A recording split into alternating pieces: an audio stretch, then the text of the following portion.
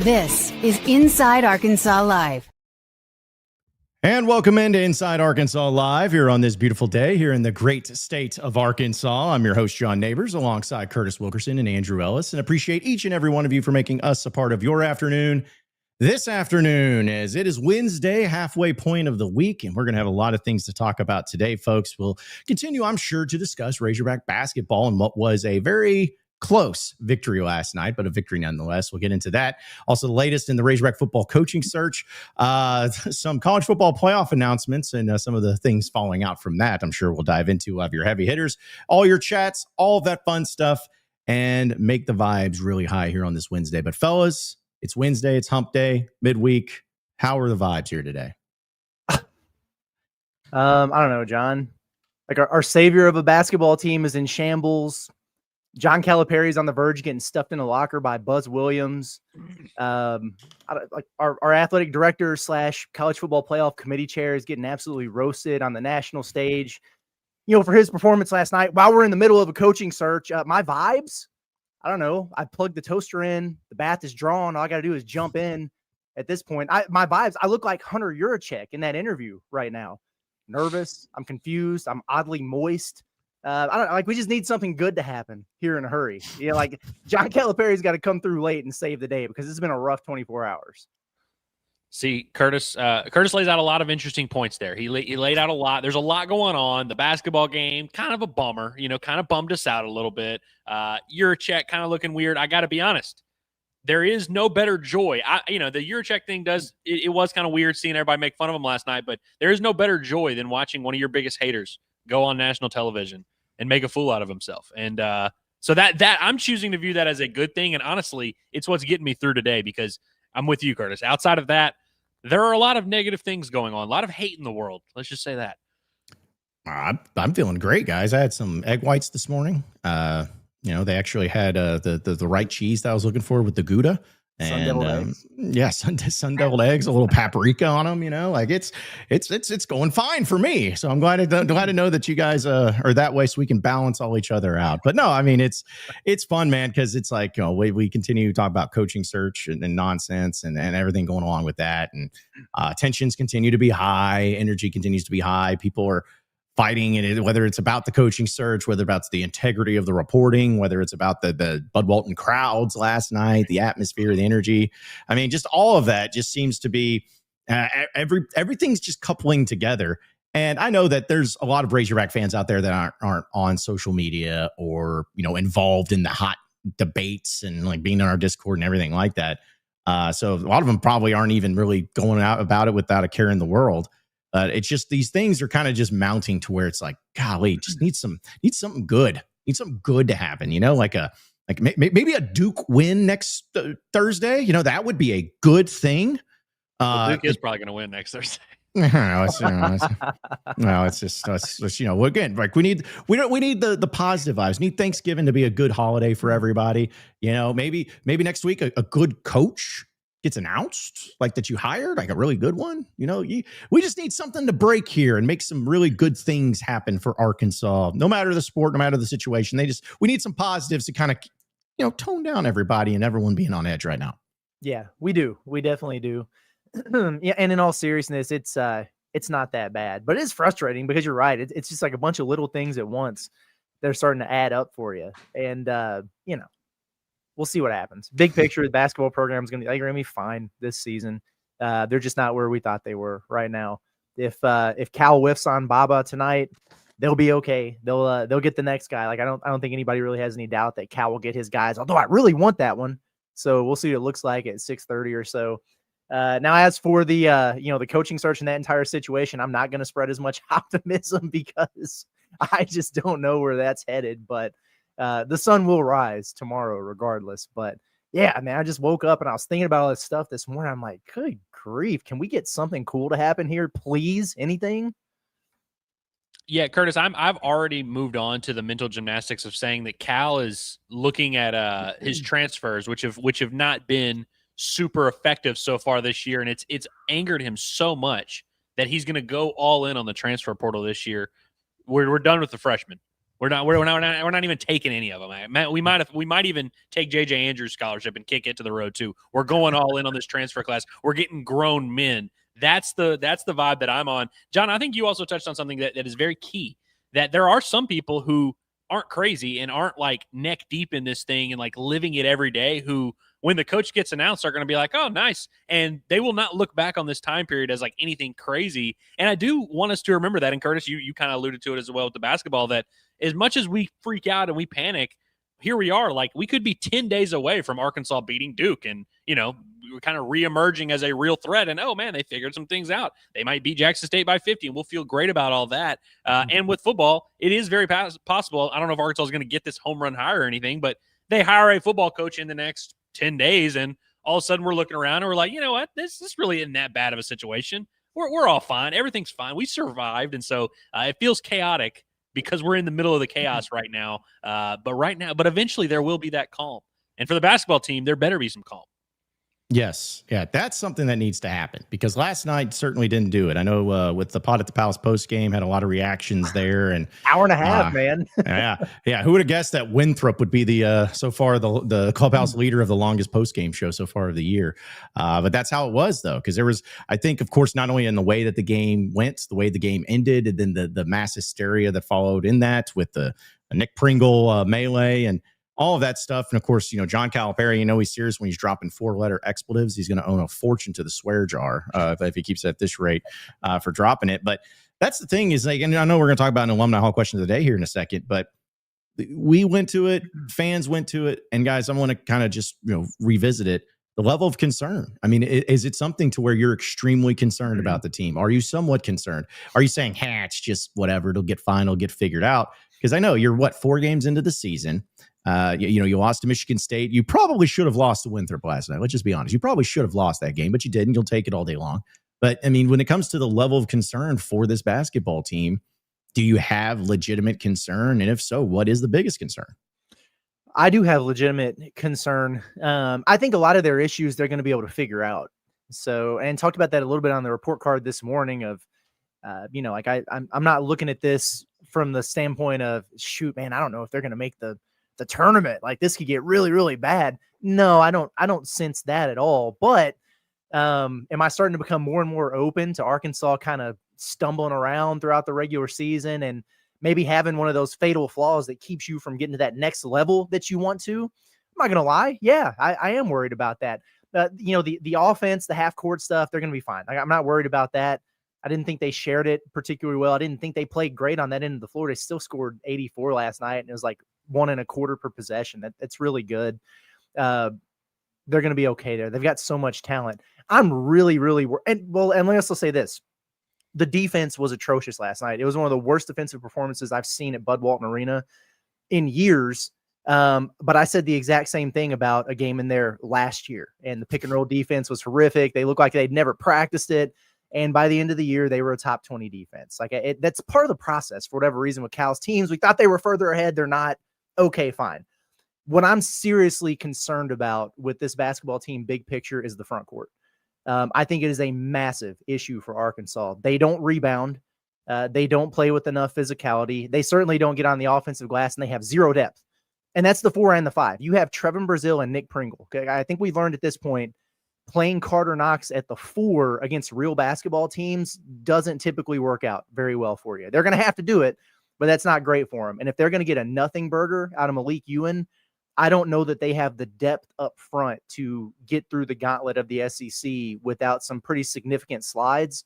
Ton of really good guards. They've got enough star power to where they're going to win a lot of games, but I think that is something that could be a backbreaker for them if they don't get it figured out. And it rests on Malik Ewan. Like, if he decides that he wants to play hard, then they're going to be fine. And if he doesn't, they're going to struggle this year. I think it's that cut and dry, personally. Yeah, mark me down in the of the options we have. Mark me down in the somewhat concerned category, but I will admit I'm closer to the very concerned than I am to the not concerned at all. Like, I'm in somewhat, but I'm a lot closer on that range. I think big picture, the thing that I think we've learned in these last few weeks is that Arkansas's floor is just lower than we thought it was. We felt like, man, this team had a lot of reliability. You know, there's some veteran presence, a lot of returners on the team. You bring in 2 big men transfers that are going to help you in a very key area. I mean, you lose a tournament game last year because you get out rebounded. And I know that Malik Ewan and Nick Pringle, I don't know if it's necessarily specifically rebounding, but you go in the transfer portal and get 2 big men. Ideally, that's kind of what you think. Oh, we're getting these big men to kind of reinforce what we felt like was a weakness. And for it to not have solved that at all is definitely troubling. And like I said, I just think the floor for this team is lower. I still believe in the ceiling. I still believe in the frontline pieces. I still very much believe in those freshmen and believe that they're already ready to compete at a high level. I think they're going to be even more so ready to compete and dominate at a high level in February, March. And so I look forward to seeing that. I still think this team's going to win a lot of games, but there's definitely a level of, I guess, what's the opposite of reliability? Like unreliability, I guess, that I feel like they have, where their effort fluctuates a good bit, their intensity fluctuates a good bit, their physicality, and, you know, in big picture, they're going to have a lot of games where they're more locked in and they'll play opponents that are high level and they'll be more motivated. But I do think that's something that's going to get them later. And I just think it's a bad sign that you have to kind of convince yourself to play a 40-minute game. I think you have to be at the point once you get into February, March, where it's not even a question. You're going to be locked in for 40 minutes. This team is not only not there, they're really not even close to playing a complete 40-minute game. And I thought they would be a lot closer at this stage. Yeah. And like, I know we talked about it last night, but it's a matter of, hey, if Arkansas went to the Final Four this year, which I don't think any of us are sitting here saying that's just not going to happen, impossible, anything like that. If they go to the Final Four this year, we are not going to look back and be like, yeah, that was great and all, but remember when they barely beat Winthrop? Like, no one's going to remember that. It's just a matter of, like, there's so much time. There's so much time to figure it out. I guess it's just, for me, because of the things you guys got laid out, of like having the retention of the players you had last year and having the McDonald's All-Americans, the high level, which nothing against Carter or Boogie or Billy or any of those guys last year, but these two, especially these 2 recruits that you have, are like high level NBA lottery picks. And then you get, address the big men. I just thought that they would look better than what they are right now. I just thought that they would look to be a team to where, even after they lost to Michigan State, like, if you would have told me they were going to be 3-1, I'd be like, that makes sense. But I'm sure in those 3 games, hopefully they kick the crap out of these teams, and they just haven't. I mean, UCA did, but it took them the second half to really turn it on. And the consistency as far as any individual player, other than, I guess, Malik Thomas, I mean, he's kind of been the guy that's, as weirdly as it is, that's, at least as far as the stats go, has been the most consistent. So, again, I think they'll be okay. I'm still optimistic. I'm still feeling good about it, but it's just one of those deals to where it's like, really, are we going to do this again? Are we going to have this where game after game, non-con, we're just going to be sitting there, scratch your head? Because I'm telling you guys right now, I'm learning my lesson. This next game against Jackson State, I'm going on Bet Saracen. I'm hammering whatever Jackson State is in the spread. I'm just hammering it because I'm not getting burned on it again. But I just really would like to see this team against Jackson State, which we'll talk about once it gets closer. Just beat the crap out of them, look good doing it, and then get you ready for Duke. Because if they do that same crap against Jackson State they did last night, then sheesh, it's just not going to make me feel good whatsoever. I feel like I've been saying that in the build up to these last 4 games, if like, I just want to see them beat the hell out of somebody, have that get right game. And they just seem to be going in the opposite direction right now. And yeah, I'm frustrated. I think we're far, and they're 4-1, okay. They've dropped off a cliff in the analytics. That's what you get when you have games like that against Samford and Winthrop. Could be a lot worse. You could have lost one of those, but I personally am in the stage of like, okay, we've gone from growing pains to, I think we've got a pretty clear red flag, at least with this team, there in the front court, but I'm not to the point of pushing a panic button or anything like that. I will be if they play Duke and they get their ass beat. Like if you have another clunker and you sneak by Jackson State, then you go play Duke and you get your ass beat, then I'm going to be like, okay, we've got some serious issues here, and good luck with Louisville in a week. But if they go and they play Duke and they level up to their competition, even if they lose, but if they look the part and it's a back and forth and it's a competitive game, then I'm saying, okay, like, yeah, this is still a group that's just figuring things out as opposed to being, terminally ill or whatever. I know it sounds like an oversimplification when people say Arkansas plays up or down to their competition, but it 100% is true. And I like this from Tamara, and she's 100% right. And I know it seems weird. She says it's hard to play against a bad team. You play better against better teams. I know that you may think that's a stupid statement where you're like, how could you play better? But you really do. Because, I mean, just the focus, the intensity, the like detail, the attention to detail that you carry into those games. Curtis, you know this, like when you get off the bus and you're about to play a big game against a big opponent, pretty much every minute leading up to the game, you are laser focused on that task. Like there's no conversations about anything else. It is very clearly like a group effort. We all lock in. And with these games at Bud Walton Arena, I'm not saying the team should be dependent on the crowd and dependent on the opponents to play well, but there's no doubting that is not the vibe. That is not the intensity that this team is playing with. And I know it sucks to just be like, oh yeah, they'll just turn it on. And I'm with everyone when I'm like, I don't love that when you have to turn it on and off, but it is objectively a fact. Like teams do turn it on when they feel like they need to. And so I'm with you that if they do play well against Duke, it would kind of confirm a lot of these things that we say and a lot of these things that we feel. It's going to be pretty much impossible to make this case of it being a effort. Oh yeah, they'll just play hard when they need to. If they go into that Thanksgiving Day game against Duke and just stink, then all of a sudden it's like, wow, we actually do have issues. I really don't think there's a ton of connective tissue to a game like last night and SEC play. Like it's just going to be a completely different task against a completely different opponent and a better opponent, but Arkansas is going to be more ready to take on that challenge. Same for an NCAA tournament game. Like I would like to think that you won't have to worry about people's effort in the NCAA tournament, but who knows? Well, and we'll get to our alumni hall question of the day, but real quick, it's like, that's kind of the thing. I'm going to use a comparison to Dennis Rodman. And one of my favorite 30 for 30s was the Last Dance with the Bulls. And I remember one of the things that, Michael Jordan talked about with him, he's like, hey, he's going to go cuckoo sometimes. He's like, but when he gets on the court, there's no one that's going to play harder. It's like, I can mix that. I can handle y'all having stinkers against Winthrop and whoever.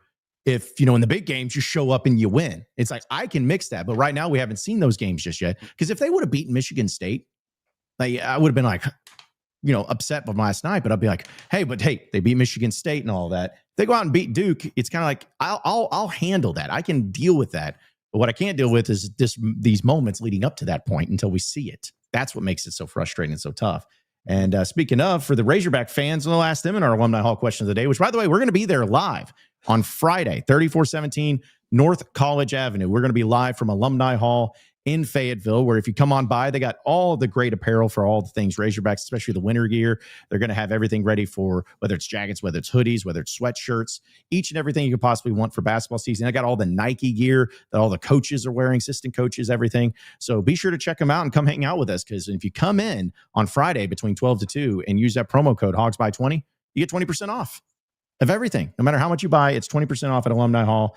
Again, we'll be there 3417 North College Avenue in Fayetteville, but you can also shop them online. If you can't make it in on Friday, go to InsideArkansas.com/alumni hall, and you can be able to see their entire inventory and have it shipped straight to your door. Doesn't matter what it is when it comes to all of your Razorback apparel. Do it with Alumni Hall, the ultimate Razorback shopping experience.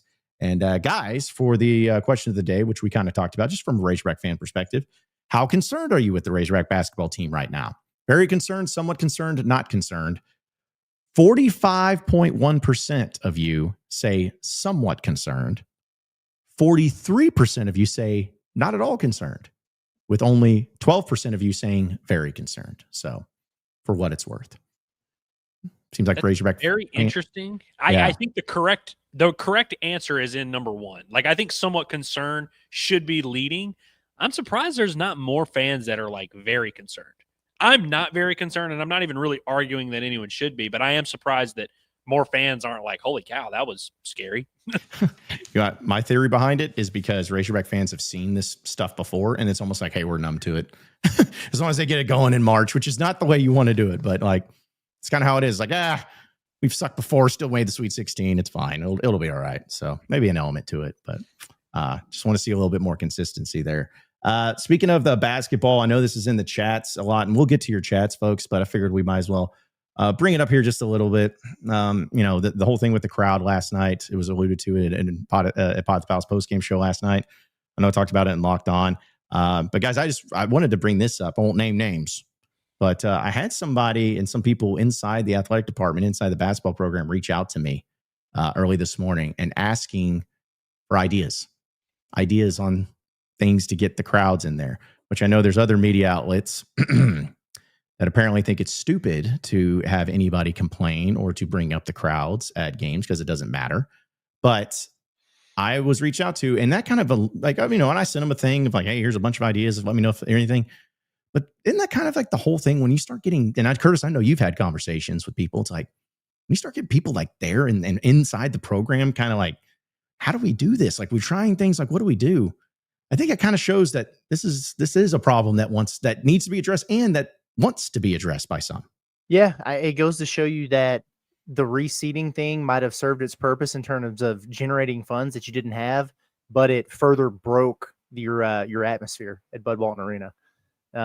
That's what it is. I mean, it's not that there are 7,000 people in there because that's 7,000 tickets that they were able to sell. They're all sold out. Only a third of them are being scanned. And so it's a huge issue, man. It's a major issue.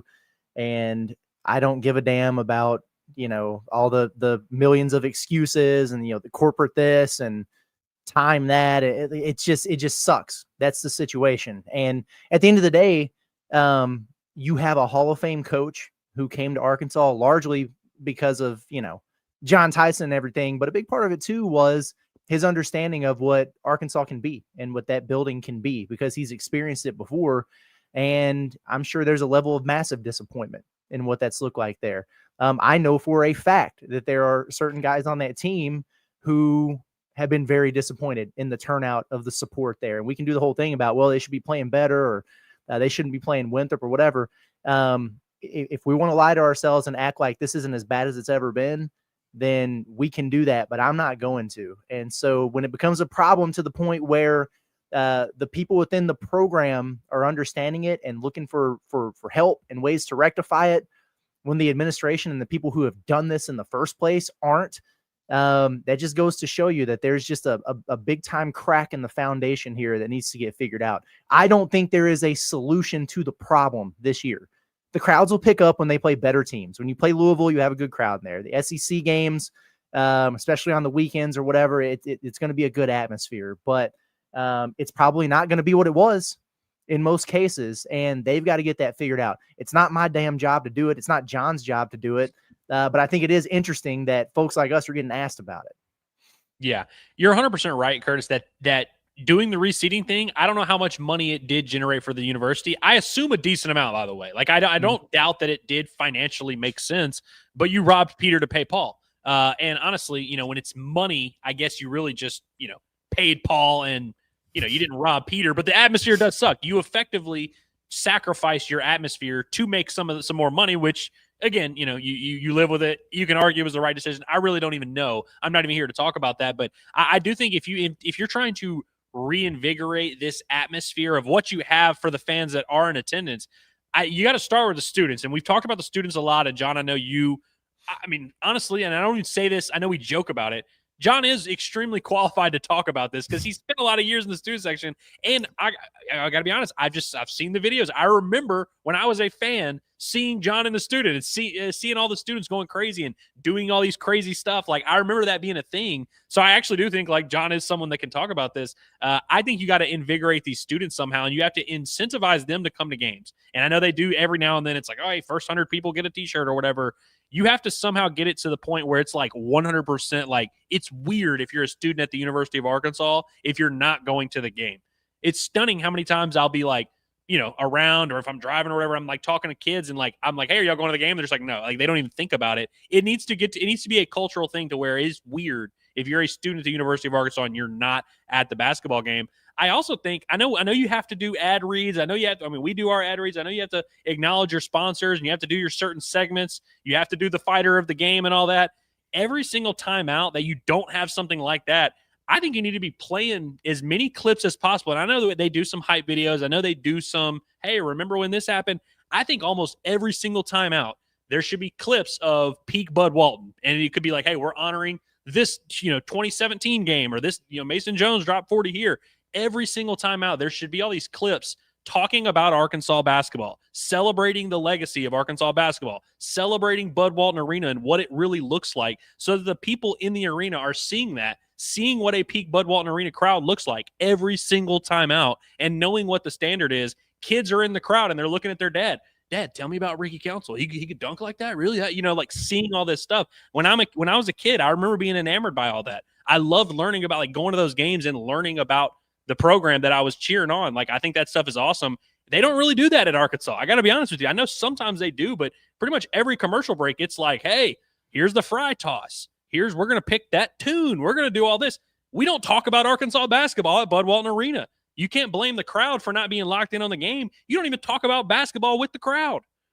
Yeah, no, and I'm glad you brought it up because in my pen to paper words that I wrote on InsideArkansas.com with my part 2 of how you could fix atmospheres, that was one of the things is like, who's like the hype video? Like, who's the hype video for? Is it for the players? No. Is it for the coaches? No. The hype video is for the fans. So what do the fans want to see? They want to see the energy. They want to see the atmosphere. They want to see the peak moments of Bud Walton because that's what gets them hyped. So it gets them ready. And, it's things like that, little things like that can really make a difference. And so I just look at it to where, again, it's like I can sit here and talk about it, but what it comes down to, and I think you mentioned it, Curtis, was about you got to make Bud Walton an event. Like, it needs to be an event that nobody wants to miss. Well, I can watch it on TV. Yeah, okay, but being there needs to be different. It needs to be different. And I feel like that's the thing where, and I know we've talked about it, but there's no excuses. I don't want to hear it. Idiots that come to me and say, like, it's always been this way. No, it hasn't. I'm not stupid. Like, we're not stupid. I've been going to basketball games my entire life at Bud Walton Arena. All these games. You think I just like woke up this season and was just like, gosh, what happened here?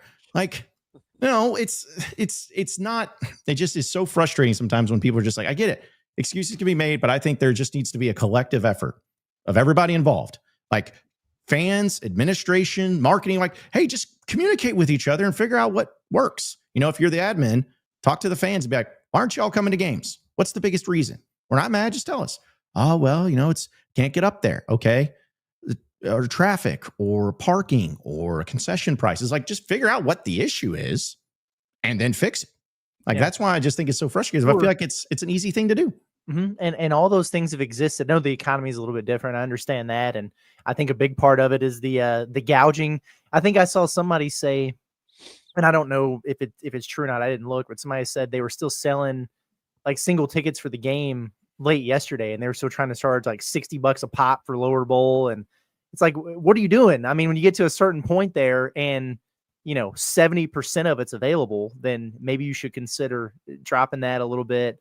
I think that's a huge part of the problem is just the amount of folks that are, gobbling up all the tickets and then just not using them or trying to sell them back at just a ridiculous rate. And we've talked about all the ways that they could probably try to rectify that. Who knows if they will or whatever, but it stinks, man. I see some people who will point to what does the crowd look like at Mississippi State tonight or, wherever else. And I think the entire point is we have put ourselves on a different level at Arkansas. There's a different standard here because Razorback fans were able to set it. And there's a reason why Bud Walton Arena is revered the way that it is. And they pop up on all these lists. There's a reason why they call it the Basketball Palace of Mid-America and why my show is the Pot at the Palace. And it just feels silly now to do all that. Like the fact that, like Andy Katz and all his lists suck, but that he had Arkansas as a top 10, most vaunted arena in the country. And you look at that and you're like, what the hell are we talking about? And so then it becomes twofold where like John Calipari last night, he's going, okay, nobody's scared of you right now. Like nobody's afraid to play Arkansas right now. You're not playing with toughness. You're not playing with physicality. And it's also not a scary environment. And if you don't think that impacts the basketball team, it does. And you create your own energy and everything like that. But the whole thing, it's become a running joke now of like, oh, you got to be 10 points better than Arkansas to beat them in Bud Walton Arena. And then I saw somebody say, oh, now you got to be 16 3-pointers better than Arkansas to beat them in Bud Walton Arena or this or that.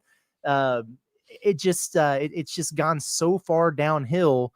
And it goes to the point of, do we want to accept that, okay, it would just be like everybody else and just accept that this is a thing, or, we're talking about why can't you go to the games? It's you gotta make the drive, or I got work the next day or whatever. I think instead of asking why you're not able to do it, ask why you were in the past, because this was different. There were several thousand more people in the stands for games exactly like what we had last night, just a couple years ago. So for all those people who were going, who aren't now, what has changed? And then maybe that's exactly where we can start the process here, but it does stink, man. Yeah, and you nailed it. And it's all about the standard, man. And I know we talk about this a lot, and I'm sure some people get annoyed when we talk about it or are wondering why. And that's really what it is about, is we are holding it to that standard. And like you said, the standard is not what they have going on at Mississippi State. The standard is not what they have going on at Wisconsin, what they have going on at just random, programs around the country. Your standard is literally the very, very best in college basketball. To have one of the worst possible atmospheres for teams to come into, the most daunting, the most heart-wrenching, scary places. You have people covering up their ears. That is the standard. And again, you can't tell us this is how it's always been. All of us know. And we're young. There's older people who have been going to Bud Walton since its inception, that have been seeing the program, even when it's not even rolling, have unreal atmospheres, unreal crowds that people tell their grandkids about. You can't tell us that this is always the case. And so if you're mad at us for feeling the way we feel or mad at us for talking about it, just understand that's what this is about, is holding it to that standard and wanting it to be what it is supposed to be and what it was meant to be and what it is capable of being. And I have no doubt, though, I know we say it all the time, but it will, on the right occasion, still be awesome. They will still have a great crowd where it ends up being loud and actually will be great. I'm sure we'll see one or two of them this year, but we can't pretend like that is a real thing that we can be judged by if we only do it once every 3 years or once a year or, only on the right occasion here and there. I think we need to start taking this very personally. Well, and I want to continue to talk about, because I think there is some very important points to cover on this. But I want to remind everybody that we're brought to you by our friends over at Drain Masters of Arkansas. Maybe they can work over at the U of A and drain the swamp that's needed. I'm sure that they could make that happen, because they are the best in the business when it comes to professional and reliable service with all plumbing and drain cleaning needs that you may need in the Northwest Arkansas area, the River Valley area, Oklahoma, and beyond. And it could be your residential. It could be your home. It could also be your business. Doesn't matter. They can take care of it. So to request a service today, give them a call at 479-646-5585. That's 479-646-5585. Or you can scan that QR code right there on your screen, take it to the website, and you can request a service there. And the best part about it is it doesn't matter how much you need, how much service you need from the Drain Masters of Arkansas. If you tell them that the fellas of Inside Arkansas sent you, you get 10% off. 10% off all your services. Doesn't matter how big or small. 10% off when you just say Inside Arkansas sent you. So get it done with Drain Masters of Arkansas. They're going to have you covered as they do the best job here in the state of Arkansas. But yeah, continuing on with our conversation, guys, about the crowd. Because again, I think it's one of those deals to where I agree with you, Curtis. It's probably not going to get fixed this year. But I think maybe one of the more disappointing things is this was a problem last year and it doesn't seem like anything was countered. You know what I'm saying? There was just no emphasis put on it. There was no over the top. And I think that's what I talked a little bit about on my Locked On. I think that's the disappointing thing for me, is it was identified as an issue last year. It was known as an issue last year. And at least publicly, in any regard we've seen, there's been nothing tried. I saw, what was it, yesterday or the day before? I know it sounds stupid, but Missouri, they were doing a thing where it's hey, for $5, you are allowed to bring in any bucket that you want, any size bucket you want, and we will fill it with popcorn. For $5, you get to bring in one of those buckets that they jump in at the Thanksgiving game, at the Cowboys games for the charity. You could bring in that, filled with popcorn for $5. I'm that's stupid. But you know what? It's something new and something cool, and they're trying. That's my thing, is just put forth the effort that you're trying to do things. I saw Quinn, which we'll get to your super chat, because he DM'd me about dollar beer nights and stuff, which hey, that'd be one thing, but Providence does it. Yeah. And I'm you can't sit there and tell me a game like last night, you could say, hey, half price on all concessions. You're still going to make money. You're still going to make money, because what are so many families of four coming into? They're oh, do we eat dinner at the game or do we eat dinner before the game? They're well, we're not going to eat dinner at the game. I'm not spending $100 on average food and overpriced drinks. But if you make it a half price, that suddenly is well, we can just eat at the game. Hot dogs will be only $2. Drinks will only be $3. Whatever it is. It's those are just the little small efforts that could be made to at least show everybody you're not going to get it right. Maybe it doesn't click, but you're trying. That's what I want to see, is just the effort that you're trying. And here we are talking about, let's give them some discounted concessions or whatever. They're tacking that 3% fee onto what you do buy in there. So and that's not enough. But here's my bigger picture. It's two things. One, I understand the impact that it could have on the staff, the players, and everything like that. You want to feel supported. And I know Razorback fans out there do it. So again, this is not the whole or you're attacking fans who can't afford to go. No, it's not that at all. It's a system that's broken that has to be fixed here. They've got to rectify that. I think that's very important for the long-term viability here. My other thing about it is, like, you're not going to do a reseeding again after this year. And so they did that because they needed some funds to get ready for this revenue share and all this other stuff. And so where are they going to come up with that moving forward? And when I look at this, like, it's a good thing that your tickets are sold, but when you only have a third of your seats full in there, what are the profits looking like from everything else that goes into it? You're talking about concessions and everything else there. And so if they're all of a sudden making far less money as a program because nobody's actually showing up and participating with the support there, well, what will this look like for the basketball program moving forward? Because right now, Arkansas basketball is on a different playing field than Arkansas football in terms of their ability to compete with their peers. And they can demand a little bit more in the rev share department percentage-wise because of what they do, the success they have, what they generate, and all that. But if that starts going by the wayside with the finances that you're bringing in there, all of a sudden you're going to see that stuff starting to get cut a little bit too. And then are we going to have to start accepting mediocrity out of the basketball program, which has been one of the saviors while we've been dealing with all this nonsense for football. So me as a basketball guy, I really hope they figure this out, because the last thing I want is to be in a situation where all of a sudden we're doing the deal where, yeah, boy, it'd be nice to get that guy, but they've only got this much in rev share. And, hopefully Cal can keep operating out in that third lane, even though he doesn't like doing bidding wars. That's the kind of stuff that will piss me off. And so there is a trickle down to it, from the attendance to the revenue that's generated to the piece of the pie that you get for your program. And so I understand why people over there might be saying, hey, what do we got to do to fix this? We're open to ideas. I don't blame them, honestly. It always cracks me up whenever people from other fan bases will come in and be like, oh, I mean, come on, guys, you can't expect them to sell out the stadium. And it's like, no. They have already sold out the stadium. Make that clear. And that's an important distinction that we have to make every single time we do this conversation. Mm-hmm. This is not shaming the fans for not buying tickets. It is shaming the people who have already bought tickets for not showing up there. And I just need someone to one day sit me down like a 5-year-old and explain it to me, why you cannot have stuff in place that incentivizes people who own season tickets to use them, that they don't have a certain requirement of times they have to show up, or that there isn't any follow-up. Like, for instance, I know like the Razorback Foundation sometimes will call people. If you have a guy and you see that he is not showing up to games, get that feedback. Because like you were saying, John, find out what the problem is, find out what the reason is, and identify it. I feel like there should be constant communication. Hey, you only went to one game this year. You have 10 tickets. And those tickets were only used at one game this year.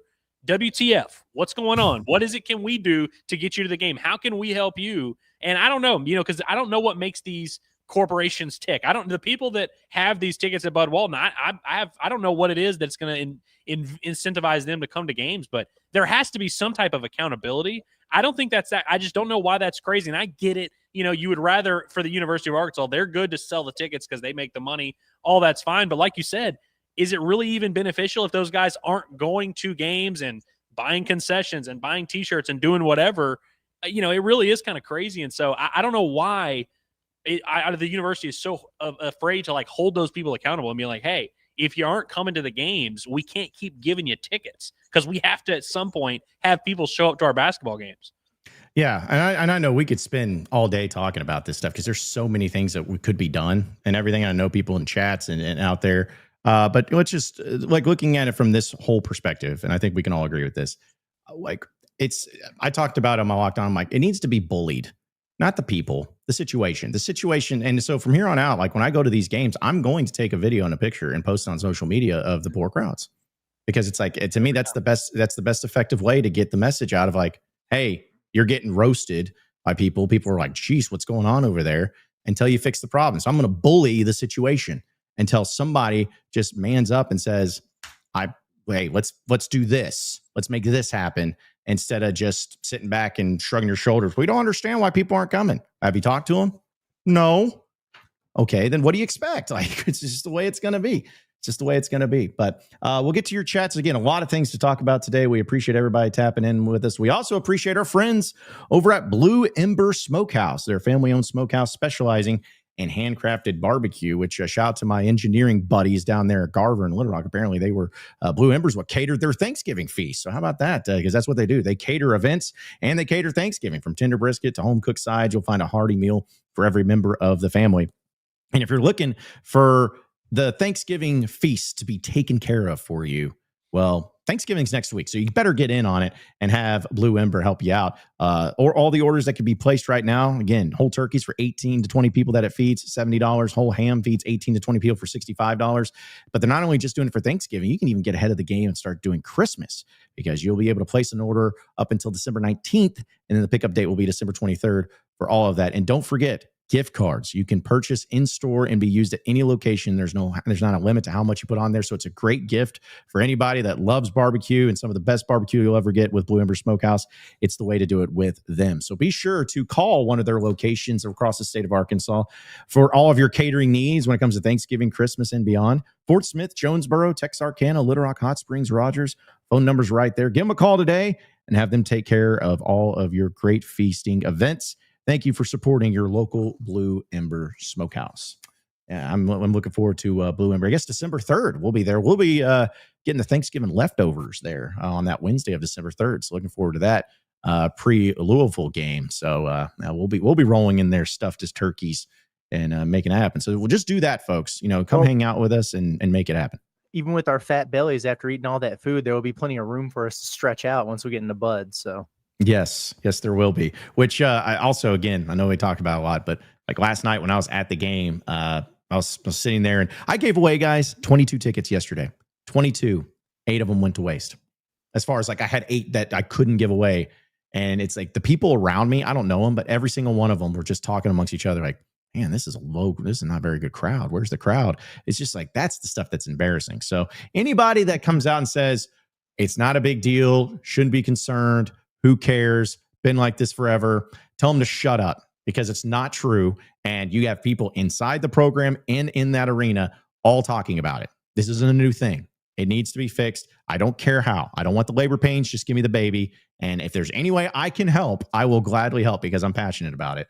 But just make it happen, man. Just make this team. You know what I would have done? Have John freaking Calipari as my coach when I was there with John Pelfrey still being in the front row of the student section, watching us get our taints handed to us by South Alabama. Like, you know what I would have done? Just like not have that. That's the thing that also is frustrating. I was like, you kids, man, you just don't get it. You don't know how good you got it. It's like you got John Calipari across the corner on your side. You got to enjoy that. They're from Fort Worth, John. They don't even know who John Calipari is. Yeah, that's right. None of those students know who the hell John Calipari is. That's just a fact. Even the ones that saw him at the frat party whenever he showed up and gave him pizza, they still don't even know who he is.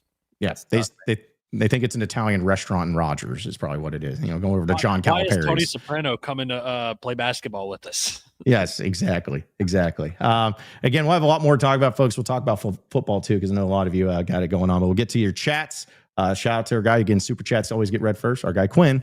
Appreciate it. He said John just messaged you $90 beers for weeknight games and half off food items for those games. Again, I guarantee you last night, if you marketed it well, you don't say it at the last second, but marketed it well to where you're like, hey, this game against Winthrop, $1 beer night and half off concessions, there would have been double the crowd there.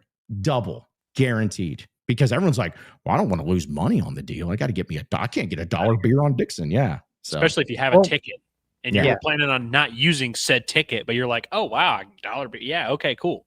And they don't have that sense of business acumen over there. They're probably thinking, wow, we got so many fewer fans. We got to get more bang for our buck. So let's just increase the prices for those who do come. Mm-hmm. Exactly right. Like I was kind of, I'm going to be pissed about this. Last night I went and got to the concession stand. Guys, I got a pack of peanut M&Ms and I opened it up and they were like just powder. Like, I don't know what happened to them. I went back to the concession stand and they were just like, I get it. They're just kids. I don't know what they're doing. I can't do a return on a bag of M&Ms, but there's like that. And then they ran out of paper towels in the bathroom. It's just stuff like that. What are we doing here, man? They didn't have the broadcast wasn't even working for like the first 10 minutes of real time or whatever. It was just, dude, the microphones weren't working. Well, they had a choir singing the national anthem. The microphones weren't working. So they had to luckily it was a choir. So you could kind of hear it, but it's like, just why is nothing good? Why does nothing good about anything that ever goes on? It's just so frustrating. Hey, did y'all wake up this morning and get like 6 emails from the U of A at once that were sent yesterday? Actually, I don't know. I haven't checked. Like I have two different Zoom, emails. like the Zoom link that we didn't have, and They all come through. yes, for me this morning, I didn't know if it was just my app, but it was like 5:45 this morning. I got it. Yes. I got Yes, all I these did emails too. where I was like, oh, yeah, I didn't get those yesterday, but Yep, I got them. I was wondering because last night I assume there was probably a lot of media people that are like, where's the Zoom? And it was like, yeah, it's just wait the next day, you'll get it. It's fine. Shout out to Omri for the super chat. I don't know if Omri had another chat in there, so apologize. yeah, he did. It's Okay. it's starred in here somewhere, but I think we already talked about gotcha. it. Yeah. Okay. We spent a lot of time now on this whole thing. I ranted about it this morning too. Frustrating deal, folks. Mhm. I get it. Yeah, again, just keep calling it out, and that's that approach I'm taking. It's like it doesn't have to be ad nauseum to where just like it leads off the show every day and we're talking about, but just like continue to be like, this sucks, change it. This sucks, change it. This sucks, change it, because maybe that's the best way to get the message out. Shout out to Heartbroken Hog, who's been a member for 5 months. We appreciate all of our members. We'll do a members only stream here soon. We got to figure out another date. It's pretty busy, but it says I was thrilled to wake up this morning and see the entire college football world hates Hunter Yurachek as much as I do now. At least everyone understands what we've had to endure. Dude, he was getting cooked last night by some, and not just like Razorback fans, like Josh Pate. I saw Billy Lucci call him out. Peter Burns. There was a lot of people that were very, very Rico Bosco. I mean, and all the heavy hitters.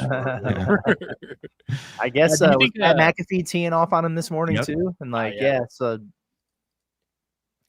You know, I think Alex Galesh was watching last night, and he was like, "Yo, this guy, this guy sucks." yeah, he's like trying to hear what they think about his team's chances of making the playoff right now. He's like, "Oh yeah, that's Is that the guy that's been in my DMs? hey, welcome to our world, America." Yep. I got texts from other media members at other schools that I haven't heard from, and they're just like, "Hey, what's this guy's deal?" I was like, "Yeah, you tell me, man. You got to hear from him, so you tell me what you think." But yeah, that was pretty bad. And this is not even a Yurachek thing, but I think Peter Burns and a lot of people, we got to stop putting active athletic directors on this. Like this is bad. I don't know why that was whose idea that was.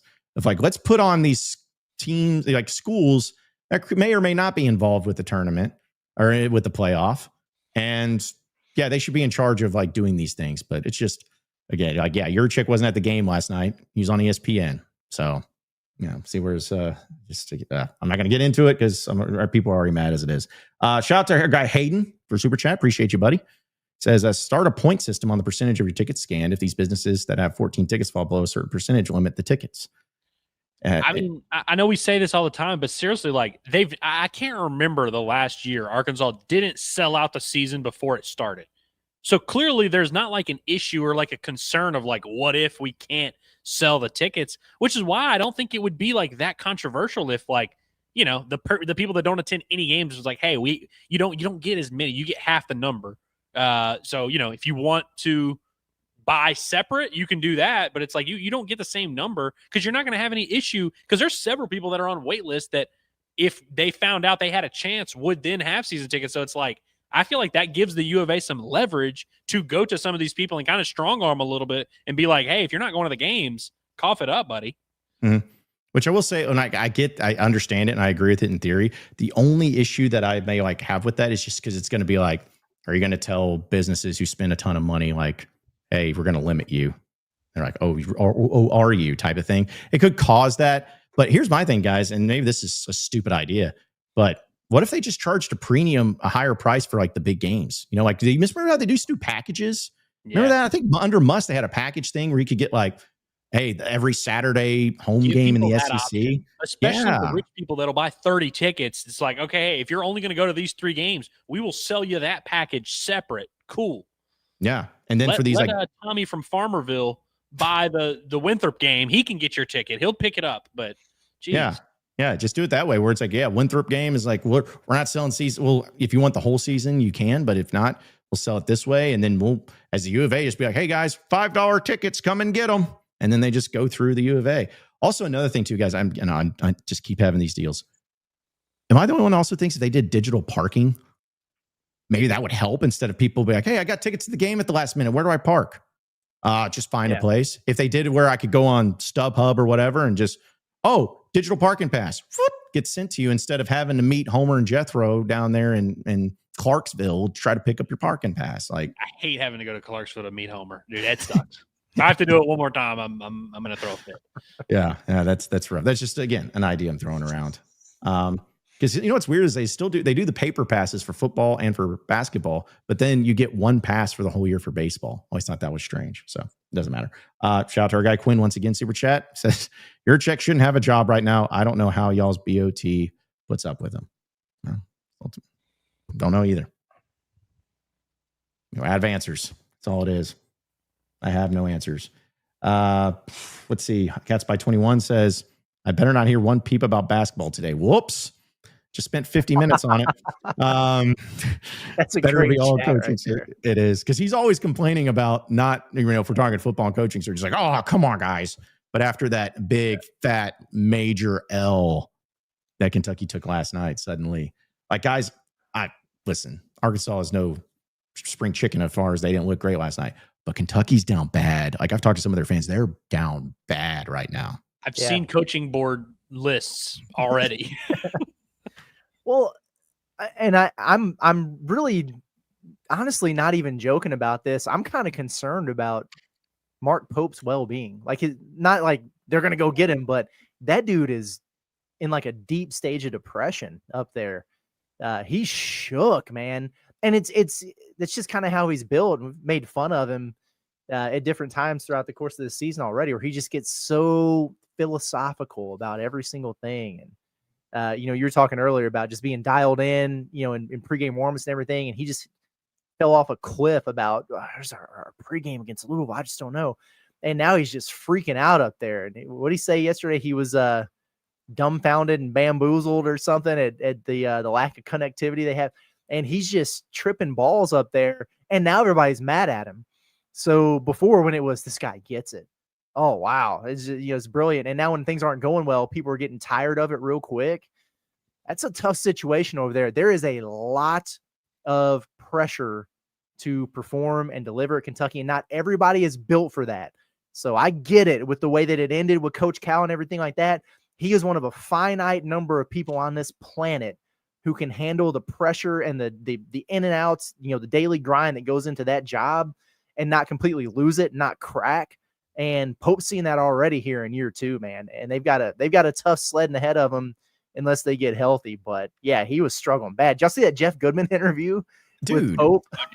Hey, but Jeff Goodman pathetic. was tweaking during the interview. Did y'all notice that? He was. Yeah, he was. He was like in tears. Out, bro. What was going on? Yeah, when I saw that, man. I'm like, did his dog die? Like, what is this? You guys lost a game, and I know it sucks, but Curtis, you nailed it as far as the pressure. It's like, you got to be, I think, he gets it, and you played at Kentucky and all that. But when you start coming out and you have this expectation, and you come out and you're like, $22.5 million on a roster, oops. Guess what? When you don't win, people have that elevated expectation and the way that you've looked and everything to go along. It takes a certain, as you said, person to be able to handle that, because you went from having BYU players of, guys you coach, you getting these elevated high level players, high level egos, which is not a bad thing as long as you know how to manage them. That's what John Calipari was really good at. Mark Pope, he's never had to do this before, on top of the expectation. So again, long season, things can change, but sheesh.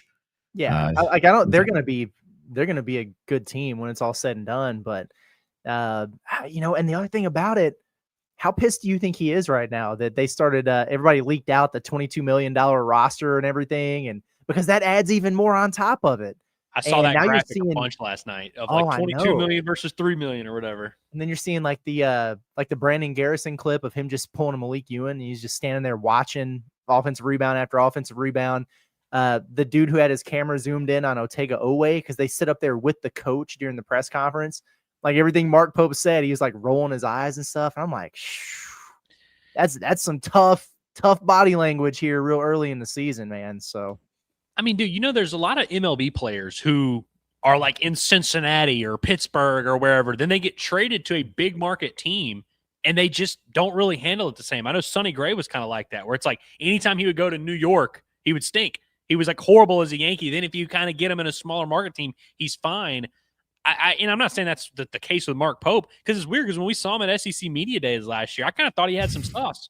I kind of thought he like was a guy who had the Letterman jacket. I was like, hey, he actually, seems to like enjoy the spotlight, seems to like that. I wonder, I go back to that night, February 1st last year, where he watched all the cameras all over John Calipari. And I remember, I'll never forget this, seeing Mark Pope have to like ask a guy to get out of his way. He like had to ask a reporter, hey, excuse me, he wanted to go shake Cal's hand before the game, and he had to weave his way through cameras that were not on him and they were on John Calipari.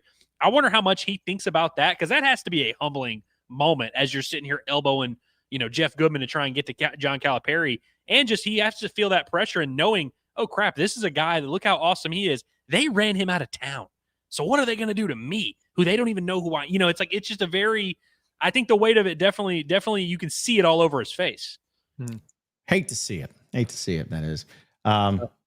Jeez, Addison says Mark Pope is giving off John at the end of Omaha this year vibes.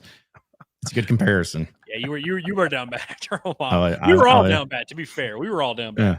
But I think we all handle our grief. Everyone handles grief in their own way. After Razorback losses, I just don't talk. I just don't want to be anywhere. I was more worried about you during the game. I thought you were having a heart attack at one point. Because I knew. The fetal position was real. It was a real thing. We all knew. And now I'm back there again, and I'm sad again. Yeah. It's just, we need positive vibes only. I'm telling you, I'm going to tell you about positive vibes. How about this? We'll elevate the mood talking about Walter Christmas lighting, because Christmas lights, who doesn't love Christmas lights? Christmas lights always elevate the mood, especially when it comes to the holiday season. And Walter Christmas Lighting of Arkansas is going to have you covered with all of your Christmas light needs. And the best thing about it, folks, is that we are doing a giveaway right now for a very free installation of Walter Christmas lights coming to your home and setting your house up for the holiday season. Now, if you have to live in Northwest Arkansas in the River Valley, all you got to do is just go to our website, insidearkansas.com, click the tab that says Walter Christmas giveaway, and enter in for your chance to win. The drawing will be done on Friday. You can scan that QR code. It'll take you right there. Or again, just go to our website, insidearkansas.com, do a drawing for that. But say, hey, if you don't win the drawing, that's okay, because you're still going to get a free estimate from our guy, Brett. So give him a text at 479-459-1380. That's 479-459-1380. And they will take care of all of your estimates, all of your fun, all of the lights, the materials, everything you could possibly want. It's Walter Christmas Lighting of Arkansas, your local holiday lighting experts. It's one of those things to where, like last night, speaking of Kentucky, because that is something that's positive. Forget Arkansas's nonsense. Let's talk about somebody else that's basking in sorrow. The Kentucky angle. There's just a lot of pressure on everybody. But I think that this is, and I'm so glad you brought it up, Curtis, because I didn't even think about it. But like just the thinking about he wants to do it. I think Quinn even brought it up in a super chat. He's like, I think it hurts for Pope because he loves that program. I would probably feel the same way if I coached at Auburn. And I think there is probably some truth to that, where he does love Kentucky and he wants to do right by them. But that's the thing, man. What was it Nolan Richardson said? Is like, if you create a monster, you got to be able to feed it. And how Kentucky is. And I think they have gotten so fortunate having John Calipari for that stretch they did. Because if you think beforehand, they had Billy Clyde Gillespie.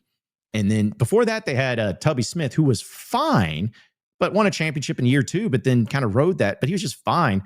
And then now there could be a situation where Mark Pope starts to fail. It's like, you could be slipping down the Indiana pathway here in a bit, folks, if you don't start getting this right. I'm just saying. Well, it's tough. It's also tough because it's like, it's not like it was, he started his tenure, and as soon as he started it, he started feeling heat. I mean, if you go back to about exactly 365 days ago, they beat Gonzaga. They had beat somebody. They beat Duke or whoever. There was some buzz where it was like, holy cow, this guy is a savior. And so I think that actually makes it worse, where it's like if he had faced some adversity right away and you have to battle it, okay, that's what every coach does. I think the fact that he rose so high so quickly to where like 8 games into his tenure, he was like a god that they really thought it like reinvented basketball. And that's whenever Matt Jones did the whole, thank you, John Tyson, you have made Kentucky basketball good again. That whole thing, because they were riding such a high, and I think that makes it worse. Whereas if they had just gone 20-12 in year 1, and then the year 2, it's like, oh yeah, you got to be better. That's a little bit different than starting off looking like a god, and now all of a sudden it snuck up on him.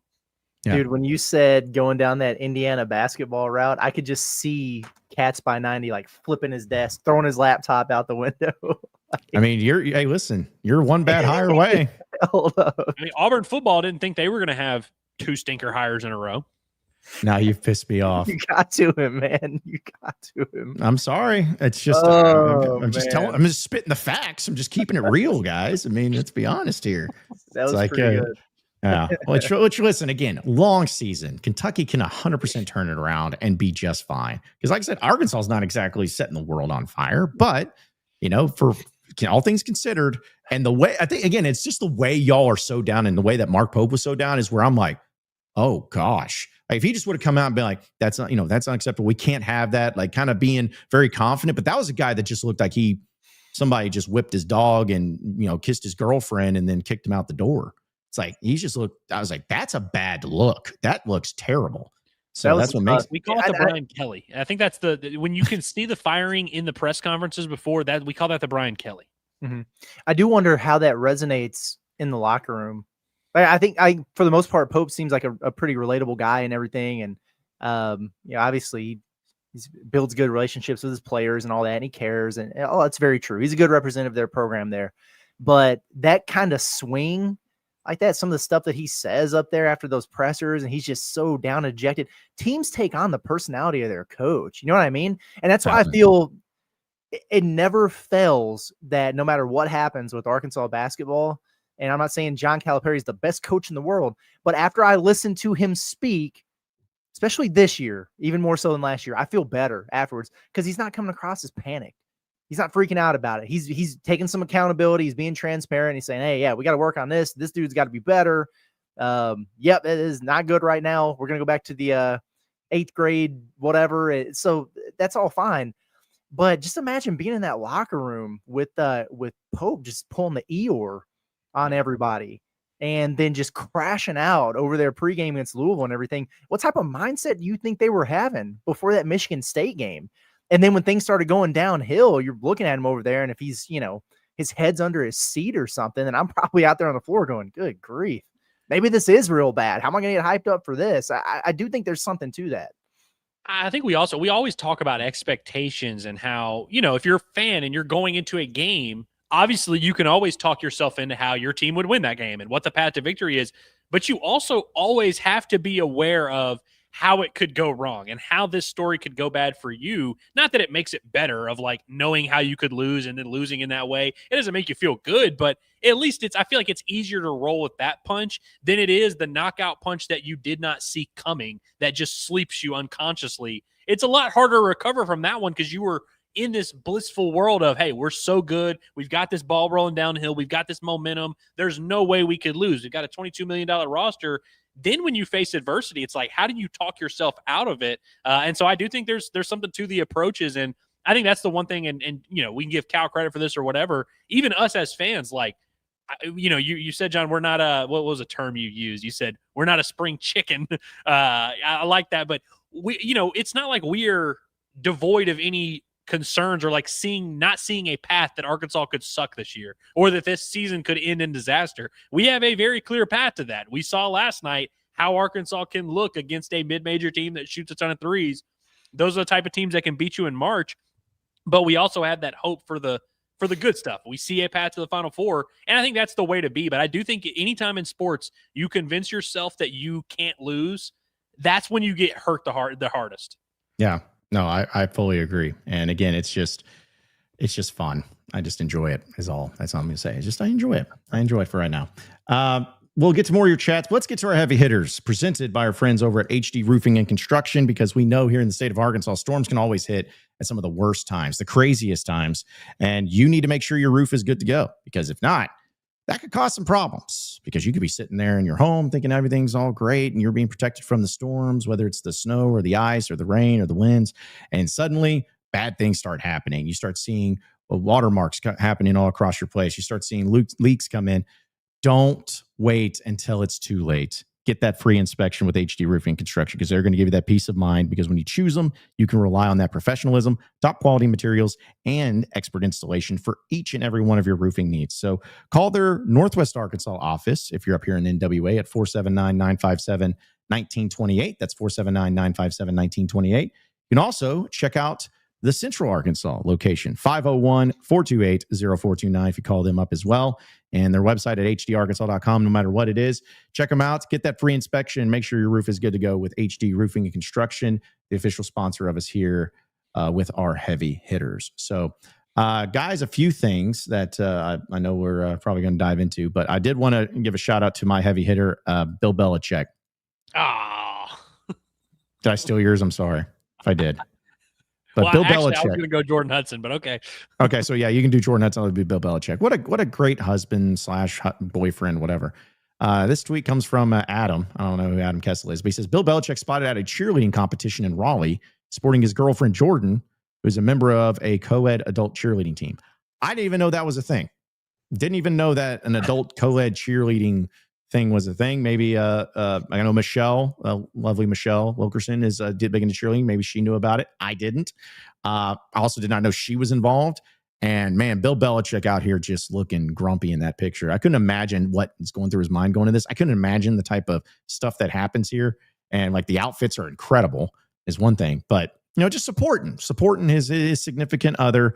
Somebody put up, do you guys know Jeff Dunham, right? The comedian. Oh, yeah. Somebody put up that Bill Belichick looks like the grumpy old man puppet that Jeff Dunham uses in the back. And that just killed me inside. So, but either way, that's my heavy hitter is Bill Belichick supporting the girlfriend and supporting Jordan in all of her endeavors, including adult co-ed male cheerleading stuff. Yeah, there you go. Michelle and Jordan Hudson are Snapchat buddies, by the way. They go way back from the cheerleading days. So. Oh man, taught her everything she knows. She gives me all the scoops on what's going on with North Carolina football. So good stuff. Mine, let's play a game. It's kind of like Where's Waldo, but it's actually Where's Kenny Payne. And because I don't remember who it was in the chat that kept saying like, "Hey, y'all ever watch Kenny Payne like during the games, like on the sidelines?" And we're like, "Oh, it's kind of weird." No, we watched the team themselves, but this just cracked me up, man, because right away afterwards, and I saw some of it in our post game chat of like, okay, the scuffle or whatever you want to call it took place last night, and the only person sitting on the bench through all it was Kenny Payne. Like the Don doesn't move unless he wants to move. And I just think it's hilarious. Like we saw Riley Hall sprinting across the floor to try to tackle Isaiah Sealy so he didn't get ejected. Cal's over there, Tyler Ewis, all these guys are over there. She's like, okay, let's hold guys back. You see all the get back guys there on the bench. Like this is a mess. I see Chin Coleman out there. Everybody. Looks like a Winthrop staffer that's ran all the way across the floor, and he's over there holding back number 2. And then our man, Kenny Payne, is just chilling. He's just chilling, taking it all in. And I just thought that was hilarious, man. It takes me back to when Cal got tossed at Bud when he was still at Kentucky and Kenny was able to take over in the interim. He might have been sitting there right now. That might be his role where it's like, hey, if stuff ever gets weird, you sit right there because we got to have somebody to coach the team down the stretch. But the fact that he's just chilling right there cracks me up, man. I love it. It's the greatest thing ever. Because I saw like you said, someone tweeting it last night of like, dude, did you watch Kenny Payne? I'm like, why would I be watching Kenny Payne during the scuffle? And then it's like, I saw it. I'm like, oh, that's why. I don't even like, that's one of those things to where like, it's either one, Cal has made it like clear of like roles for all the coaches. And he's like, Kenny, if anything starts to pop off, you do not move. Yep. It's either that, or 2, he's like one of those things like, oh, you guys got it. I'm right here. You'll take care of it. But yeah, that was awesome, man. That's composure you can't coach right there. You could see like, and if we had the video or whatever, like the team start going back to their benches or whatever, like it's getting cleared up and the refs are getting ready to go to the monitor and check it out. And then Kenny just like casually stands up. It's almost like he's kind of up. It's like, stretching out a little bit. That was fantastic stuff, man. And it made me happy. So there you go. That's my heavy hitter, Kenny Payne. Some people are leaders. Some people are followers. Some people lead by example. And Kenny Payne led by example last night. He was showing the players what they were supposed to do. That's what if Isaiah Sealy had taken the lesson from Kenny Payne, he wouldn't have been ejected. Well, I was going to go Jordan Hudson. I also wanted to shout her out. One, because I don't know what it is. Just making Bill Belichick attend your cheerleading event is just, that's hilarious in itself. Did you also see Pablo Torre's podcast was like named it won some award for Apple Podcast of the Year or something. And she quote tweeted their tweet. They tweeted it out. Hey, congrats to us. We won this, whatever. She quote tweeted them and said, "You're welcome." And they thought that was funny. And then Pablo was like, "Hey, come on the pod, all this." So I wanted to shout her out for that. But I'm going to, since John stole my heavy hitter, I'm going to go to the NBA for a second. We have to pay our respects. Matter of fact, I'm going to ask for a brief moment of silence, 3 seconds, in honor of our glorious King LeBron James Jr. And LeBron James Sr., who both played for the Lakers last night. LeBron James Sr. Was in very serious danger of having, y'all know LeBron has this streak going back to like 2004. He scored 10 plus points in every game he's played, going back like 20 years or something crazy like that. It was very close to being snapped last night. He ended up getting 11. He played 29 minutes, ended up getting that 11 points. But shout out to LeBron James, shout out to LeBron James Jr., and shout out to the new and improved LeBron James, Adu Thero, who also played in the game. He had a couple points. Just wanted to shout out LeBron, keeping that streak alive, because I was a little worried about it. I was checking the box score at halftime. They were losing. I was like, oh, crap. He made his return to action, and now he's about to get his streak snapped at 53 years old. This is crazy. Also, Anthony Black and Moses Moody played head-to-head last night. Anthony Black got the better of him. Scored 21 points in that game. The Magic got the win. So shout out to AB. Yeah. Well, I'll also say too, that's the first time I ever heard a call for a moment of silence before what your moment of silencing. So just like it's usually done the opposite way, but yeah, that's you got to honor before you even know what you're honoring, John. He knew I wouldn't respect his wishes if he told me what it was for in advance. So I think he knew nobody would, but yeah, that's that's great too. And also, I guess on top of that, for some reason I got stuck watching Devo Davis's TikTok live the other night, and I saw the same thing. It was like scrolling through, and I was like, "Oh, hey, there's Devo." He had some it was really interesting though. He had a lot of interesting things. He was talking about his time at Arkansas, and that people were asking him like, who was the best, who's the highest IQ player he played with, and he said Jalen Tate. So shout out to him. And he mentioned someone was asked like who's the best scorer, and he was like JD Note would go get it, and all that. So yeah, it's some cool stuff. Some little trip down memory lane there. And the guy he was doing the thing, the TikTok live with, I don't remember who it was, but because he was like cooking something on the other screen. But either way, he kept saying, he's like, "What's this teabag thing?" People keep bringing it up in the chat. What's this teabag dunk? This teabag dunk. It's talking about the Auburn game. So he's like, so he got educated there too. So that's fun. Yeah. I thought about doing a new segment, guys, maybe weekly, called Real or AI, because the stuff that is coming out these days. This is just a real quick video I want to play.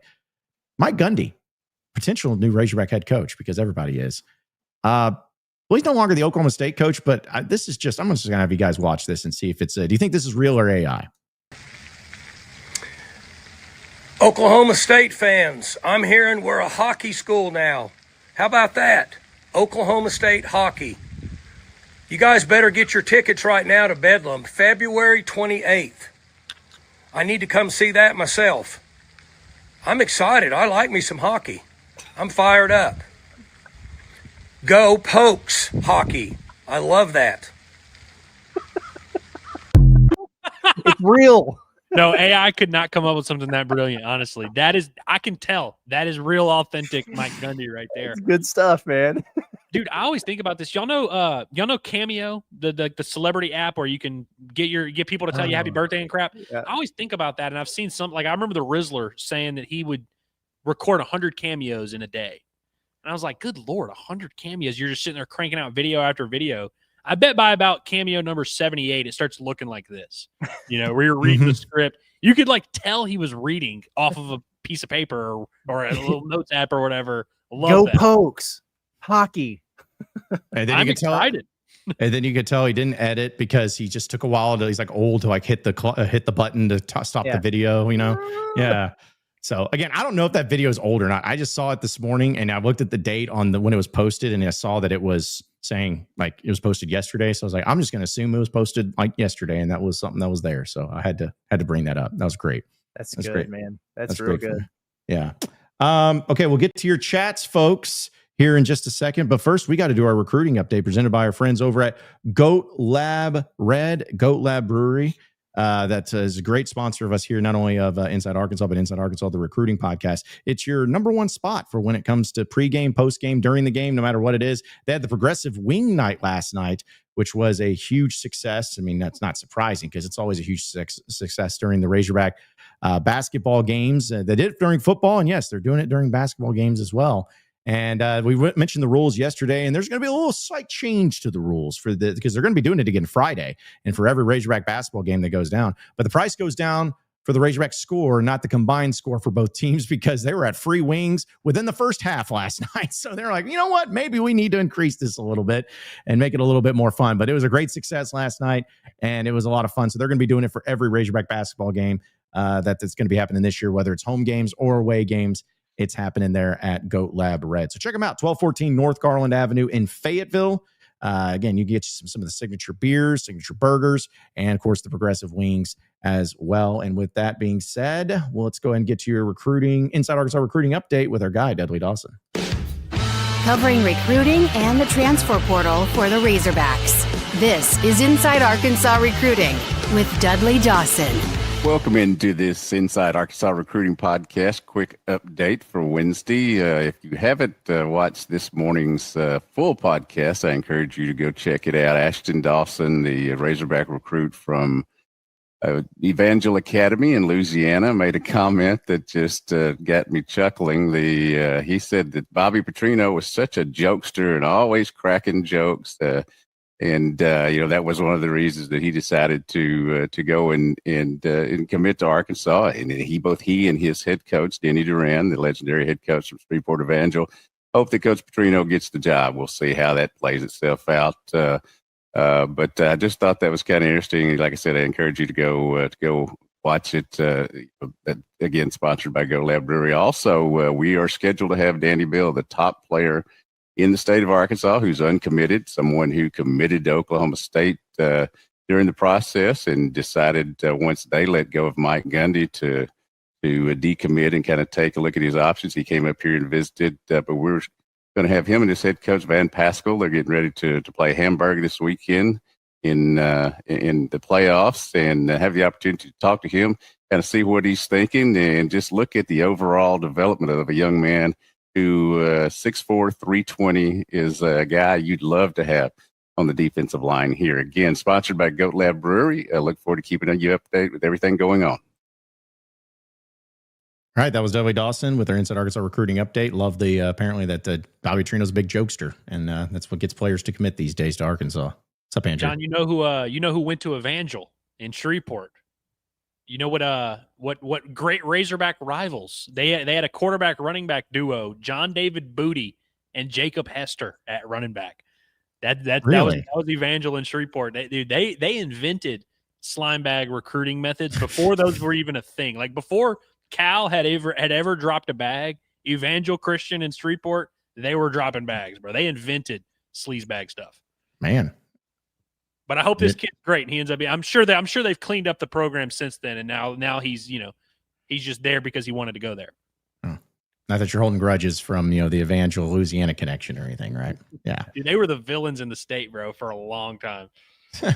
All right, let's before we get out of here, we'll get to a bunch of your chats, folks. Appreciate everybody tuning in and hanging out with us here today. Quinn says Stephen Pearl is only a few games in and handles press conferences better than Hugh Freeze did. Just a FYI. So far, so good. Yeah. Let's see. Chris says, appreciate the super chat. Says, would we have scratched out at least one more win if we waited to fire Pitt at the end of the season? Seems like it was just a wasted season. I think it was wasted as soon as they decided to bring him back in the first place. But I feel you. Probably not. But they had given up by the end of that Notre Dame game. It would probably be the same end result, but worse eye test or whatever. Like it probably wouldn't be a bunch of one-score losses here the last few weeks. They probably just got their doors blown off. But yeah, you could maybe have talked me into them going 4-8, like final record being 4-8, and like maybe they get one or two breaks here and there. I think you're right. It was definitely a lost season. It was a wasted season no matter what. Yeah, because I also feel like I'm not going to sit here and be like, man, if Arkansas goes 2-10, if they just would have kept Sam Pittman, they would have for sure won 2 or 3 more games. Like, I just have no evidence of that. But hey, maybe one of these ones they would have eked out a little bit. But still, it's just we'll never know. We'll never know. Which, by the way, I don't mean this in a weird way, Chris, but I think I know the girl that you're in that picture with. I assume your wife or girlfriend. I think that's who I'm not saying anything bad. I'm just saying, like, I think I recognize her is all it is. Like, just saying it, just because it's like I haven't seen that person in a long time, and I'm just throwing it out there. So nothing, no offense.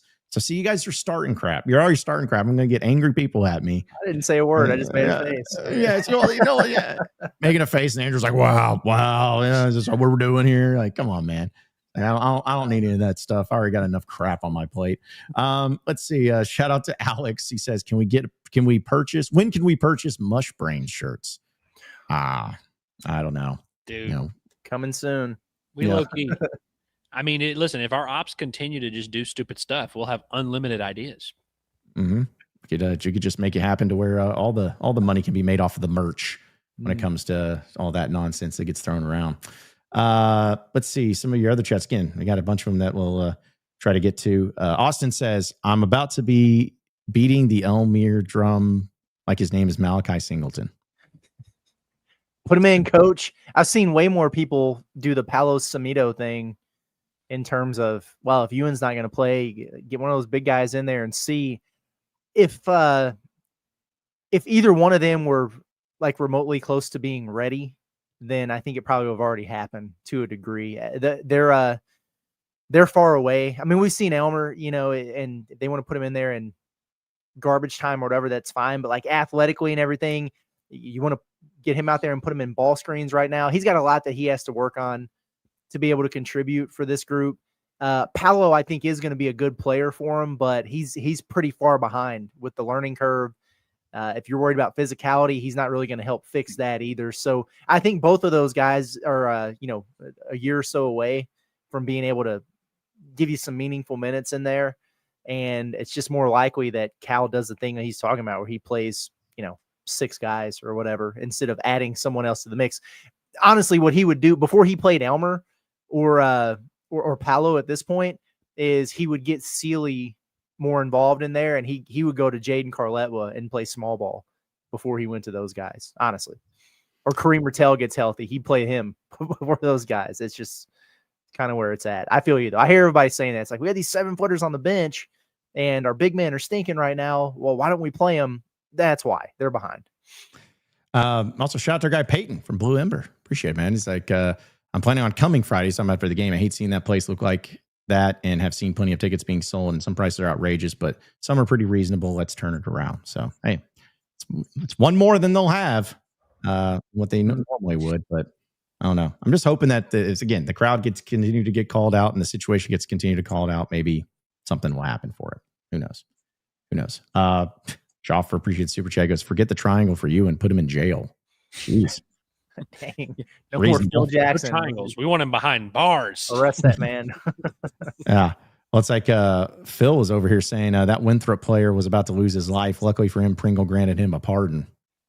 Are we there are 2 things I want to talk about before we get out of here. This is one of them. And we talked a ton about the play and that, scuffle and everything that went into it last night. But then we got off of the post-game show. I was blown away at the national reaction to that of like, Nick Pringle is a thug. He should have been ejected. He should have been, why wasn't Winthrop shooting free throws? Oh, what he lost control. Clearly an accident from number 51. I'm just like, I don't know that we are watching the same thing here. I think it was the same thing that happened because it happened to, I think, all of us, where when we first saw it, like you were saying, when you first see it, it looks bad. But then when you see the replay, it's like kind of obvious what happened. And it's like, oh, okay, that actually makes sense. And I think you could actually argue Pringle's reaction was pretty tame, because all he did was like, he got mad and he holds him. But like he didn't shove, he didn't throw a punch. He clearly like stopped himself short, knowing, hey, I'm not going to do anything stupid here. And he also took accountability for it in the postgame, where he was like, I apologize to my teammates, shouldn't have been put in that position, blah, blah, blah. He said and did all the right things. I think it was a case of people seeing the initial play and kind of seeing the reaction and didn't see the thing that led to it, which, fine, but it is kind of weird to go to like put out a statement publicly and be like, this is crazy without like watching the replay. And don't you, if you guys were in his situation, because think about it, like you're in the moment, you score in a basketball game, and then the next thing you know, you turn around and there's a 6'10", 230-pound man who grabs you around your neck and drags you to the ground. What are you supposed to think is happening? You know what I mean? Because some people say, well, it was because he tripped over his own play or whatever. How the hell is Pringle supposed to know that? Even if that was the case, like all I know is I scored, I turned around, and a grown man grabbed me around my neck and drug me to the ground. I think he wants to scrap. And so I would actually say Pringle showed some restraint there. That was wild, man. The reaction was absolutely nuts. He set him down gently. He literally had him by the shirt and set him down on the ground gently. He could have one of those, like the knockout is already in, but then you just punch the guy in the face one time before the ref gets there to stop the fight. It could have been that. I'm very thankful it wasn't, but good grief, man. Pooh Bear said he would have been on a T-shirt if that would have been him. He would have been. He would have gotten a fly high hashtag. Well, also too, to the point, like I brought up last night, I was like, that it was also that 51 had been doing stuff all game. Like he had been, it wasn't like just like a, just wrong place, wrong time accident. It was like, no, it was that guy who was causing problems. And I think that's also maybe why the officials, I'm not saying that went into their decision, but I'm sure they're probably like, well, this guy's been a problem. And so the intent is definitely there to be messing with people. So. Hey, if we're gonna knock Nick Pringle for being overly aggressive, we can't also knock Kenny Payne for being stoic, for being for being chill over there on the bench. Kenny will show him. Kenny will show him. This is a hilarious chat. Addison's on fire today, man. Yeah, he is. Yeah, he is. All right, let's see. It's Evan Baker says you can do all kinds of things like 50-50 jackpots, themed food, cheap food, giveaways on big ticket items. They have to market well. University has horrible communication with the public. Which full minor league baseball here, man. Yeah, have they done any Razorback raffle stuff for hoops? I don't think so. I haven't even heard anything about that. Not that it would go great for those games anyway, but okay. I don't know how. Like, I just went to the Razorback raffle. They're doing one for the Missouri game. It's $0 right now. Oh, but maybe it's. Okay. Hold on. I should have scrolled down. Okay. So the sales start in 4 days. Oh, okay. I was like, man, 0. I was about to say, I was like, geez, is it that bad? And the last one they did giveaway wise was for the Razorback football game against Mississippi State, to where the prize was $24,000. So point is I guess they're not doing it for basketball for some reason. I don't know. I don't know how it works as far as like once we get to SEC, they'll do Saturday home games, maybe. Surely. Maybe so. Yeah. Hope so. That's what they did for baseball. Yeah. Guys, how are we going to handle getting shoved in a locker by Buzz Williams? Because I'm pretty sure that's happening now, and it doesn't feel great. Like, how do we deal with that? These are uncharted waters for John Calipari. So you've got options. You always have options. Okay. When a recruit doesn't pick you, you have options. One, Baba sucks. Like, clearly, like there's a red flag in his game that people haven't identified yet. He sucks. He's no good. Two, you could do the thing maybe where you say, hey, they paid him a crazy bag, and we just decided, really, you're going to pay $3 million for this freshman that's not going to help, or something crazy like that. You can kind of talk yourself into that. You could do the transfer portal thing, which honestly, that's what I'm choosing. I'm choosing to believe Cal just wants maximum flexibility for portal season. He knows he's going to have to flip this roster like crazy. He hates the transfers he has now. He thinks they suck. He doesn't want to make that mistake. He's going to go out and get grown men, and that's that. Yeah. I mean, that's kind of how I feel. Is just didn't want him anyways. Obviously. There's our tease for tomorrow morning spot at the Palace. Not a culture fit. Nobody showed up to his birthday party. I mean, need I go on, Yeah. There was character issues, just all the stuff that people just try to make up and make it work. I said it to you, but last thing, I said it to you before the show, but like, you can't compete with Under Armour money. Under Armour is... That's what Maryland fans told us in San Francisco, remember? It's the new Walmart, Under Armour. Yeah. Yeah, even though teams are like dropping them, like they're going out of style when it comes to that. Yeah, it totally is. Hickory Hog just says if John Neighbors was gritty at midcourt for the halftime show, I wouldn't miss a game. That's weird. Okay. If that's what's going to bring you into the game, I don't know why. Let's see. Hey, Smitty says, how's the game going to look versus Fresno State at Simmons and Little Rock? High price tickets. It'll be full. It'll be a way better atmosphere than we've seen at Bud Walton all year, and it's not even going to be close. Right.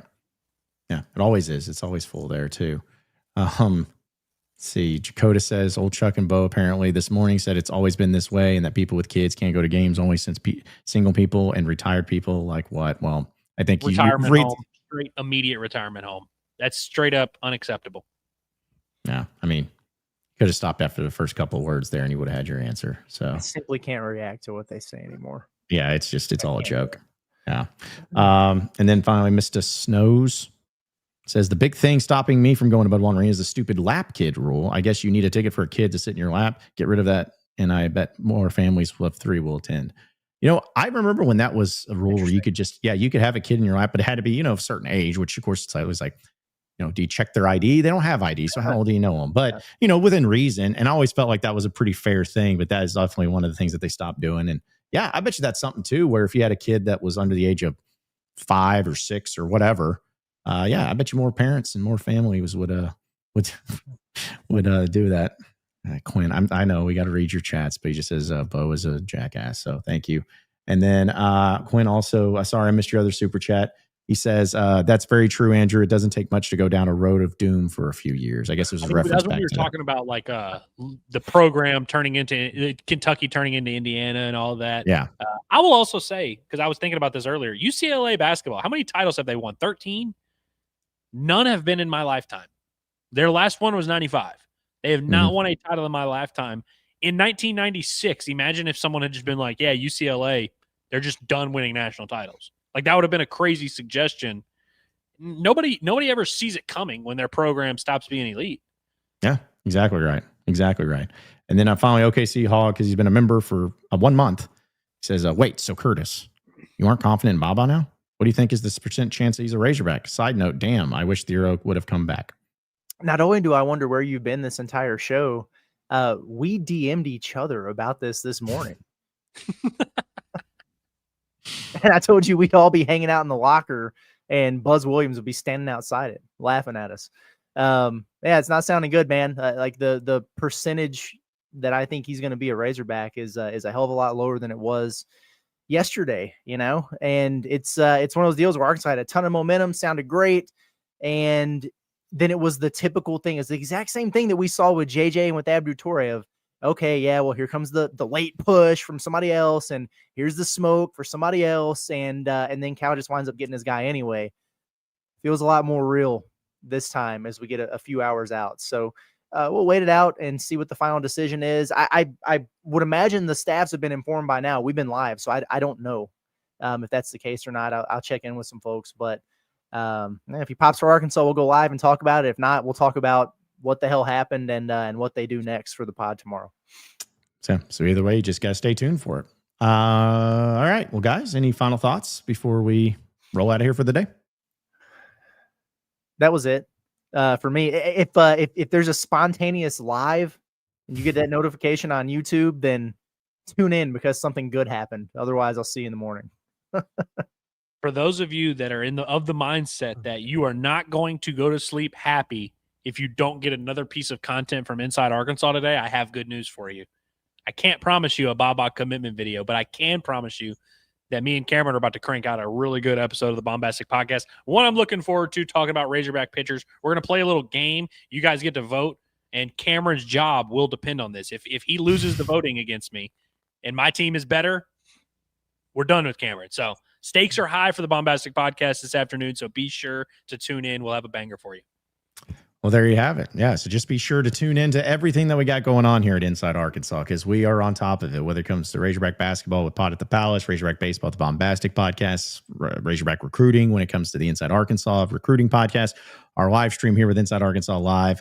It's all happening right here. So subscribe to us here on YouTube. Check us out wherever audio podcasts are found. You can also check out our social media at Inside Arkansas and our website at InsideArkansas.com. And that'll do it for us today. For Andrew Ellis, as well as Curtis Wilkerson, intern Cameron, I'm John Neighbors. Same sports show, same sports channel tomorrow at noon. Have a great rest of your day, everybody. We'll see you then.